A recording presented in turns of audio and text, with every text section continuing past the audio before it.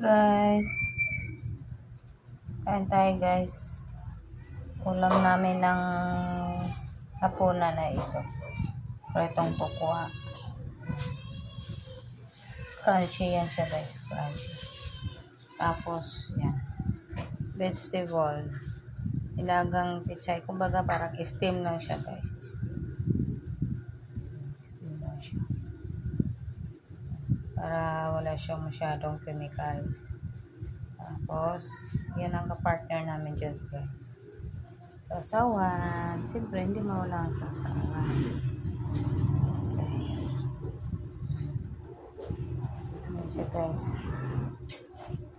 Tapos, nagawa pa si Mr. ng request ng anak ko. Request ni Kuya ng sisig nga tukwa. Sisig nga tukwa.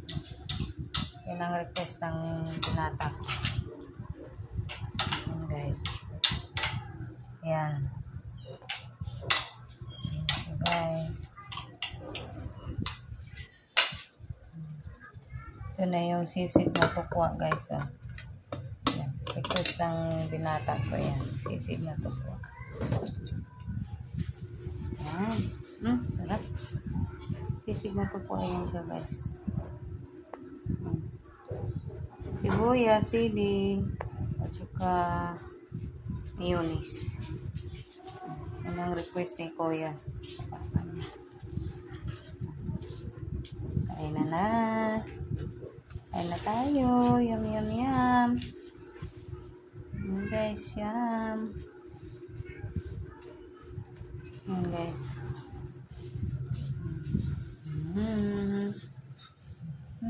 Sigurado mapaparaming kain ito. Tapos nagluluto pang mister ko ng tuyo. Pritong tuyo. Hindi mawawala sa pag may tuyo. Ayan, lagi yan. Ayan. So guys, yan. Kain na.